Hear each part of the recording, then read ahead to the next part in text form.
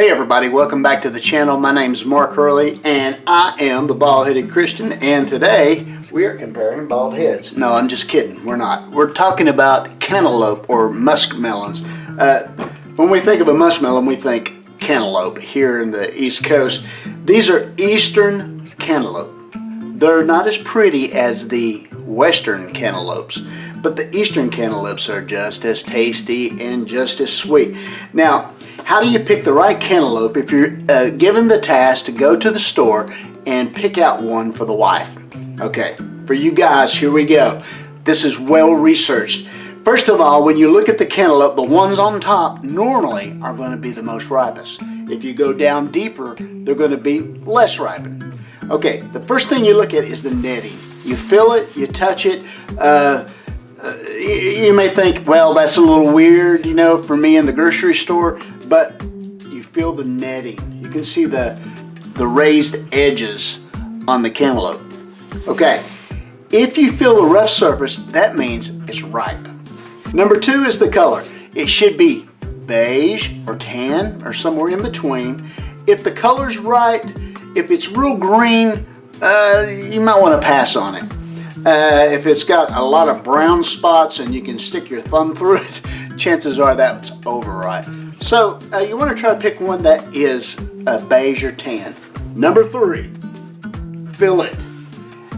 Does it give a little when you squeeze it with your fingers? Is it too soft? Can you push your thumb through it? That's way too ripe. This one here, you can see it give a little bit. Oh, that's giving the secret sauce away. This one's ready to be eaten, and it will be eaten soon. Number four, the stem.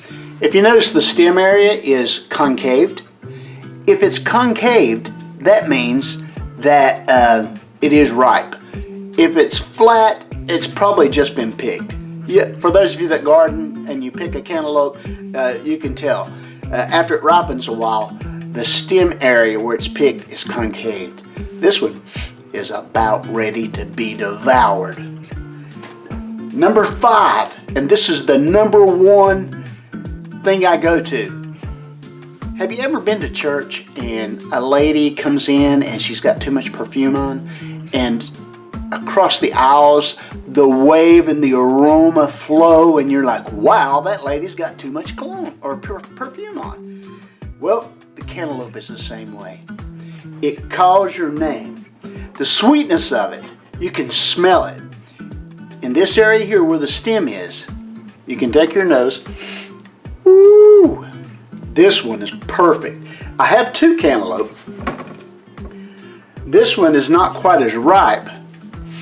The aroma is not as strong. But on this one, which we're going to eat tonight, the aroma is out of sight and dynamite. Ready to be eaten. And number six is the sound.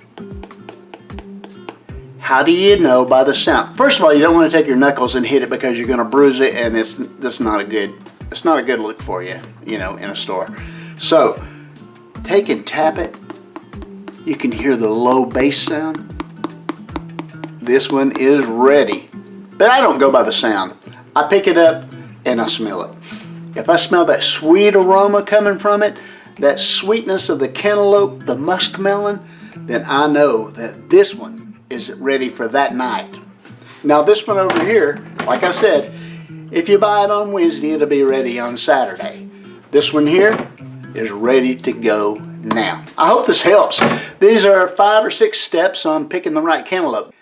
Well, that's enough talking about cantaloupes. I think now it's time to cut this bad boy up. You ready? That's a lot better. Let's take it a step further. Hey, that's pretty good. Let's go a little bit further. And that's it. Time to eat. Thanks for watching.